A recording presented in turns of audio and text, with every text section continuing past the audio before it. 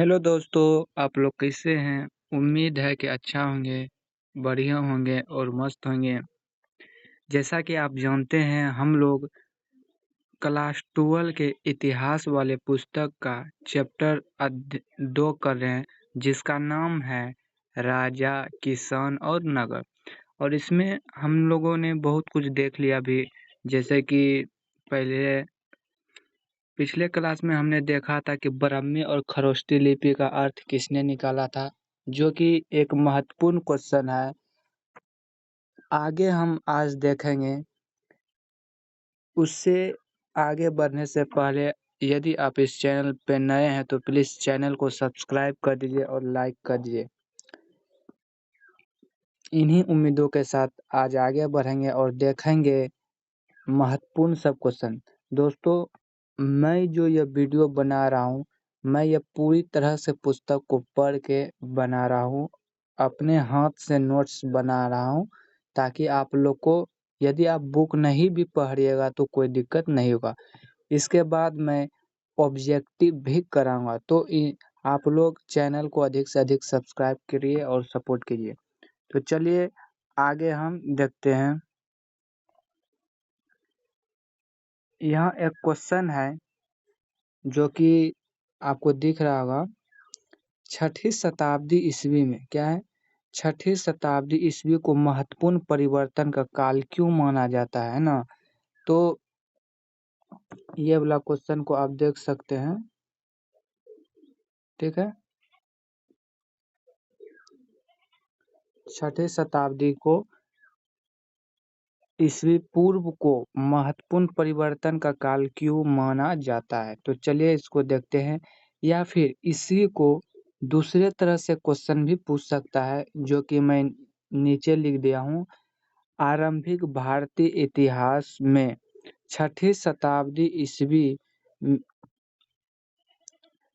ईस्वी को एक महत्वपूर्ण परिवर्तनकारी काल माना जाता है। विवेचना करे या फिर पूछ लेगा कैसे। तो चलिए इसका आंसर किस प्रकार होगा उसे हम देखते हैं। सबसे पहले तो आपको मैंने बताया था आंसर किस प्रकार से करना है, तो उसी फॉर्मेट में आपको यहाँ पहले लिखना पड़ेगा कि आरंभिक भारतीय इतिहास में छठी शताब्दी ईस्वी पूर्व को एक महत्वपूर्ण परिवर्तन का काल माना जाता है। इसके निम्नलिखित कारणों से माना जाता है, या फिर निम्नलिखित कारण है। पहला क्या है? पहला आप देख लीजिए इसमें। पहला कारण में देखिए, कहता है इसी समय क्या है? इसी समय आरंभिक राज्य एवं नगरों का उदय हुआ था। मतलब कि छठी शताब्दी ईस्वी पूर्व में आरंभिक राज्य एवं नगर का उदय हुआ था, इसलिए यह महत्वपूर्ण है। दूसरा पॉइंट क्या है? कहता इस समय लोहे का अधिक प्रयोग होने लगा और सिक्के का विकास हुआ। तीसरा पॉइंट क्या है? तीसरा पॉइंट आप देखिए। तीसरा पॉइंट में है कि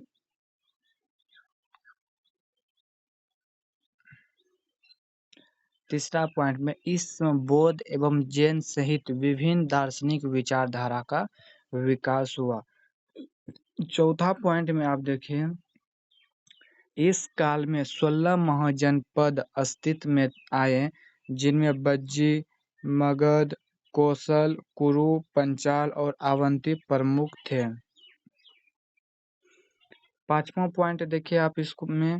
पांचवा पॉइंट में है कि इस काल में संस्कृत में ब्राह्मणों ने धर्मशास्त्र नामक ग्रंथों की रचना की थी, जिसमें शासक सहित अन्य लोगों के लिए भी नियमों का निर्धारण किया गया। तो यहाँ से बहुत क्वेश्चन, बहुत बार क्या, अधिक से अधिक क्वेश्चन इन्हीं सब से ऑब्जेक्टिव बनता है। मान लीजिए यहाँ ऑब्जेक्टिव किस तरह बनेगा, देखिए मैं बता रहा हूँ। उसमें पिछले साल पूछा गया था कि धर्मशास्त्र की रचना कब हुआ था, तो ऑप्शन में क्या होगा? छठी शताब्दी ईस्वी पूर्व में हुआ। ठीक है, तो इसी तरह आपको देखना है। तो आगे हम देखते हैं। दूसरा क्वेश्चन है एनसीईआरटी के क्वेश्चन नंबर 2 है। क्या है? एनसीईआरटी के क्वेश्चन नंबर 2 है। ठीक है,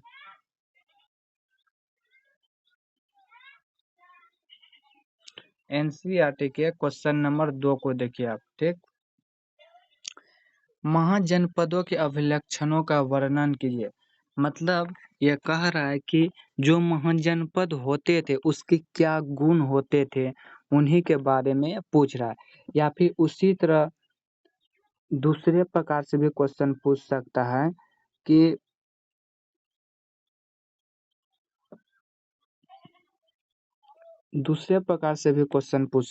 जैसे कि देखिए यहाँ हम क्या पूछ लिया है, 6ठी शताब्दी ईस्वी पूर्व में महाजनपदों की विशेषताओं को लिखे, वही हो गया। तो पहली विशेषता क्या है, पहली विशेषता को आप देखिए यहाँ 6ठी शताब्दी ईस्वी पूर्व में 16 महाजनपद अस्तित्व में थे या फिर थे, जिसमें मगध, बज्जी, कौशल, पंचाल, अवंती प्रमुख थे। गंधार, ये सभी क्या है, ये सभी प्रमुख थे। उसके बाद देखिए पॉइंट नंबर 2 में आप क्या लिखिएगा, अधिकांश महाजनपदों पर राजा शासन करते थे, लेकिन कुछ महाजनपदों पर कई लोगों का समूह शासन करता था, जिन्हें गण या संघ कहा जाता था। इस समूह का प्रत्येक व्यक्ति राजा कहलाते थे, जैसे बज्जी संघ। ठीक है, महावीर जो थे वो बज्जी संघ के ही थे। तो ये 1 नंबर में क्वेश्चन पूछ सकता है, ये पुस्तक में है और आगे हम इसे ऑब्जेक्टिव में बताएंगे। पहले थ्योरी करेंगे। पॉइंट नंबर 3 को आप देखिए यहाँ, प्रत्येक महाजनपद की एक राजधानी होती थी, जिन्हें किलों से घेरा जाता था। ठीक है, किले बंद राजधानी के रख रखाव और सुरक्षा के लिए सेना एवं नौकरशाही की जरूरत पड़ती थी, जिसके वेतन के लिए भारी कर वसूल किया जाता था। पॉइंट नंबर 4 हो गया। और पॉइंट नंबर हम 5 को अब देखेंगे। पॉइंट नंबर 5 क्या है, पॉइंट नंबर 5 है, शासक यह कर किसान, व्यापारी और शिल्पकार से वसूल करते थे तथा समय समय पर भेंट भी प्राप्त करते थे। और पॉइंट नंबर 6 क्या है, पॉइंट नंबर 6 में देखिए, इसके अतिरिक्त संपत्ति जुटाने के लिए शासक पड़ोसी राज्यों पर आक्रमण भी करते थे। क्या है, पड़ोसी राज्यों पर आक्रमण भी करते थे। पॉइंट नंबर 7 में आप देख सकते हैं, पॉइंट नंबर 7 में देखिए, धीरे धीरे कुछ राज्यों ने अपनी अस्थायी सेना और नौकरशाही तंत्र का विकास किया और कुछ राज्य अब भी सहायक सेना पर निर्भर थे, जिन्हें प्राकृतिक वर्ग से नियुक्त किया जाता था। अब पॉइंट नंबर 8, ये क्वेश्चन जब भी पूछेगा तो आपको 5 नंबर में पूछा जाता है या फिर 8 नंबर में पूछा गया, तो इसलिए मैं 8 नंबर को ध्यान में रखकर बता रहा हूँ, ताकि आपका किसी भी तरह से क्वेश्चन नहीं छूटे, चाहे कोई सा भी क्वेश्चन रहे, आप इन्हें पढ़ के उसका आंसर कर सकते हैं।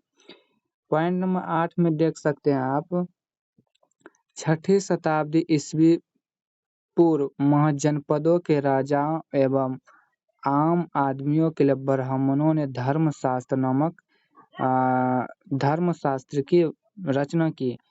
तो यहाँ से वो एक ऑब्जेक्टिव भी बनता है कि धर्मशास्त्र नामक ग्रंथ का रचना कब हुआ, तो यह कब हुआ था, 6ठी शताब्दी ईस्वी पूर्व में हुआ था। ठीक है, तो आज के लिए बस इतना ही, आगे हम कल देखेंगे।